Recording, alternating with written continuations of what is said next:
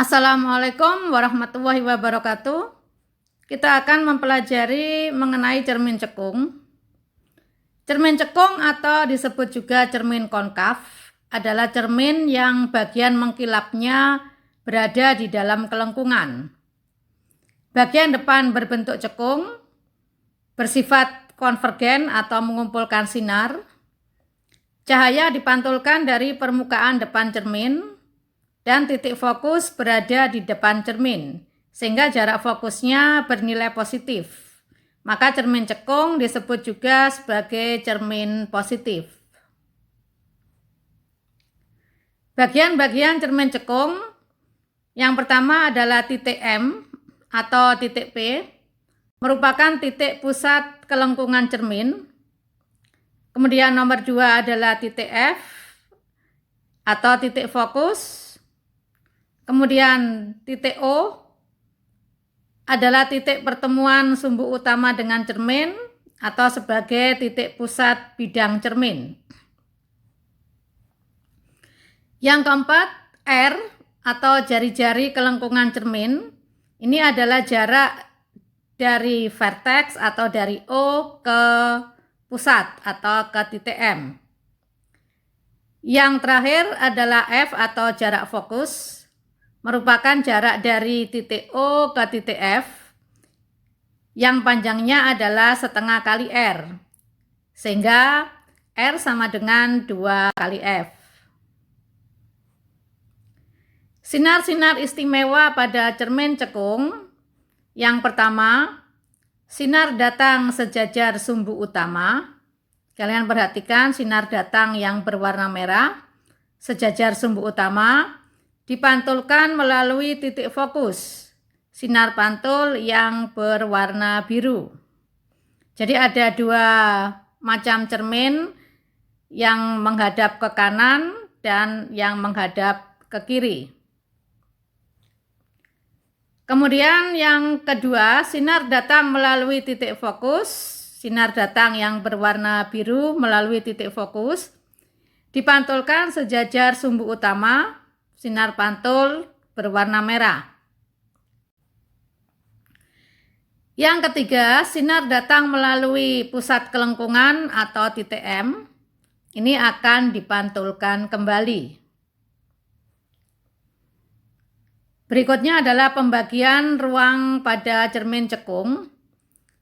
Ruang 1, 2, 3 ini terletak di depan cermin, sedangkan ruang 4 ada di belakang cermin. Ruang 1 terletak di antara titik O dan F, ruang 2 di antara titik F dan M, ruang 3 dari titik M sampai tak terhingga, dan ruang 4 dari titik O sampai tak terhingga.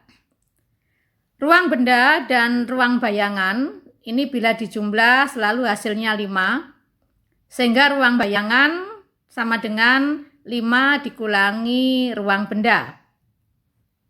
Misalnya benda berada di ruang 1, jadi terletak di antara O dan F, maka ruang bayangannya 5 dikurangi ruang benda, sehingga 5 dikurangi 1 sama dengan 4. Maka bayangan terletak di ruang 4, jadi berada di belakang cermin. Pembentukan bayangan. Untuk melukis bayangan pada cermin cekung dibutuhkan minimal 2 buah sinar istimewa. Dari ujung atas benda, lukis 2 sinar datang menuju cermin. Pantulkan kedua sinar datang sesuai kaidah sinar istimewa. Dan tandai serta lukis titik perpotongan sinar pantul sebagai tempat bayangan benda. Pada gambar, karena sinar pantulnya saling menjauh dan tidak berpotongan, maka dibuat perpanjangan sinar pantul yang ada di belakang cermin, sehingga berupa garis putus-putus. Cara melukis bayangan. Langkah pertama, gambar cermin cekung lengkap dengan bagian-bagiannya, dan benda B, garis AB, terletak di depan cermin. Kali ini kita mencoba meletakkan benda di ruang 2. Langkah kedua, dari ujung benda kita lukis sinar istimewa yang pertama. Kita boleh memilih dari 3 sinar istimewa. Kita ambil sinar sejajar sumbu utama, dipantulkan melalui titik fokus. Kemudian langkah yang ketiga, kita melukis sinar istimewa yang kedua. Kita memilih sinar datang melalui titik fokus. Kalian perhatikan yang diberi tanda panah hijau. Dipantulkan sejajar sumbu utama. Kemudian langkah yang terakhir, dari perpotongan sinar pantul 1 dan 2, maka akan diperoleh bayangan benda yang diberi nama B aksen. Jadi pada garis A aksen, B aksen, ini adalah bayangan yang terletak di ruang 3. Sifat-sifat bayangan pada cermin cekung. Bayangan bersifat nyata atau sejati bila berada di depan cermin atau perhitungannya bernilai positif.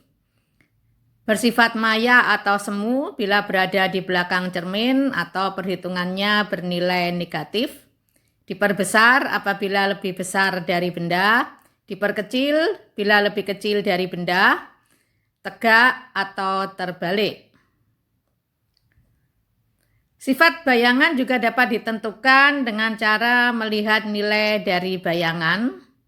Bernilai positif, ini bersifat nyata dan terbalik. Jadi bayangan akan berada di ruang 1, 2, dan 3, berada di depan cermin. Bila bayangan bernilai negatif, maya, dan tegak, bayangan akan berada di ruang 4. Jika perbesaran lebih dari 1 atau ruang bayangan lebih besar dari ruang benda, bayangan diperbesar. Jika perbesaran sama dengan 1, bayangan sama besar dengan benda. Dan jika perbesaran atau M lebih kecil dari 1 atau ruang bayangan lebih kecil dari ruang benda, bayangan diperkecil. Kelengkungan bagian dalam sebuah sendok merupakan cermin cekung. Tampak pada gambar A bahwa sinar pantul berpotongan pada satu titik fokus. Bila kita melihat bayangan dari permukaan sendok yang sebelah dalam, jadi di kelengkungannya, pasti akan melihat bayangan benda yang terbalik. Kalian bisa mencoba untuk melakukan ini. Sifat bayangan pada cermin cekung pada letak benda, kemudian letak bayangan dan sifat bayangan, kalian bisa memperhatikan pada tabel. Sebagai contoh, apabila benda terletak di ruang 1, maka bayangannya di ruang 4 dengan sifatnya maya, tegak, dan diperbesar. Untuk persamaan pada cermin cekung, 1/F sama dengan 1/S ditambah 1/S aksen, sedangkan perbesarannya adalah harga mutlak dari S aksen dibagi S, dan harga mutlak dari H aksen dibagi H, di mana F adalah jarak fokus, S atau ada juga yang memberi simbol SO, ini jarak benda, S aksen atau SI, jarak bayangan, M perbesaran, H atau HO adalah tinggi benda, H aksen atau HI adalah tinggi bayangan, tanda 2 garis adalah harga mutlak. H aksen bernilai positif, maka bayangan bersifat tegak dan maya. Bila bernilai negatif, maka bersifat terbalik dan nyata. Persamaan cermin cekung juga bisa diubah menjadi rumus yang lebih cepat. Kalian bisa memperhatikan bagaimana perubahan rumus untuk mencari titik fokus atau jarak fokus, jarak bayangan, dan jarak benda. Berikutnya, manfaat cermin cekung antara lain bisa digunakan untuk reflektor pada lampu mobil, lampu baca, slide proyektor, ataupun tungku matahari dan senter. Selain itu juga bisa digunakan sebagai cermin pada mikroskop dan cermin untuk memeriksa gigi. Selanjutnya adalah contoh soal. Sebuah benda diletakkan 30 cm di depan cermin cekung. Jika jarak bayangan 20 cm, maka tentukan jarak fokus, perbesaran, diagram sinar, dan sifat bayangan. Jadi diketahui S atau jarak benda 30, kemudian S aksen atau jarak bayangan 20 cm, ditanya F, M, diagram sinar, dan sifat bayangan. Untuk penyelesaiannya, yang A kita pakai rumus 1/F sama dengan 1/S ditambah 1/S aksen. Kita masukkan angkanya sehingga 1/F sama dengan 1/30 ditambah 1/20. Maka kita harus samakan penyebutnya. Sehingga 1/F sama dengan 2/60 ditambah 3/60. Maka 1/F sama dengan 5/60. Untuk mencari F maka kita balik 60/5 sehingga jarak fokusnya adalah 12 cm. Kalau mencoba untuk menggunakan rumus cepat juga bisa. Rumusnya F sama dengan S kali S aksen dibagi S ditambah S aksen. Jadi 30 kali 20 dibagi 30 ditambah 20. Sehingga 600 dibagi 50 maka hasilnya sama 12 cm. Yang B untuk mencari perbesaran, jadi harga mutlak S aksen dibagi S, 20 dibagi 30 sehingga perbesarannya adalah 0,67. Lukisan dari diagram sinar. Yang pertama, sinar datang sejajar sumbu utama dipantulkan melalui titik fokus. Kemudian sinar yang kedua, sinar datang menuju titik fokus, dipantulkan sejajar sumbu utama. Kemudian dari perpotongan sinar pantul didapatkan bayangan. Sifat-sifat bayangan nyata karena bayangan berada di depan cermin atau dalam perhitungannya tadi bernilai positif, kemudian terbalik dan diperkecil karena perbesarannya kurang dari 1.